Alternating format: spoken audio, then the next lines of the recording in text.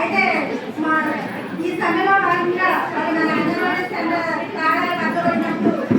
నాకు వచ్చిన ఒక చిన్న ఆలోచన నేను అందరితో పంచుకోవాలని అనుకుంటున్నాను. కేవలం నేను 2 నిమిషాలు మన అంగన్వాడీ సెలవుల బయట ప్రభుత్వ బయట ఎలా ఉంది అనేదాన్ని నేను చెప్పాలనుకుంటున్నాను. మానవత్వం మర్చిపోయిన సచివాలయ సిబ్బంది చదివిన చదువు నేర్చిన ఇంకా ఏమైపోయింది. ఆడవాళ్ళు న్యాయం కోసం సమ్మెలు చేస్తుంటే వాళ్ళని అవమానపరచడానికి బయట తాళాలు బద్దలు పట్టడానికైనా వారి విద్య వారి వివేకం. అసలు రాష్ట్రంలో ప్రజాస్వామ్యం ఉందా లేక నిరంకుశత్వ పాలన కొనసాగుతోందా?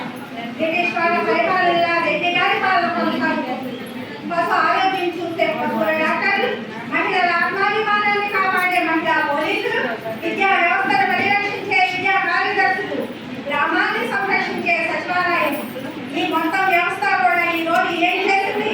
కేవలం గంటలు నిర్వహించే మాతా శిశు సంరక్షణ కేంద్రాలు, అంగన్వాడీ కేంద్రాల తాళాలు బద్దలపడడం అనే విధేయమైన పని. ఇది ఎలాంటి పని?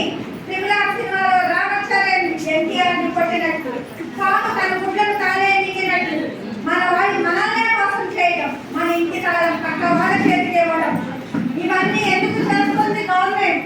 మనం ఆకలి వేసుకొని ఇంకొంచెం అందరూ పెట్టండి అని అంటున్నాం. ఇదేంటి ఆలోచన? వచ్చిన మాట్లాడాలి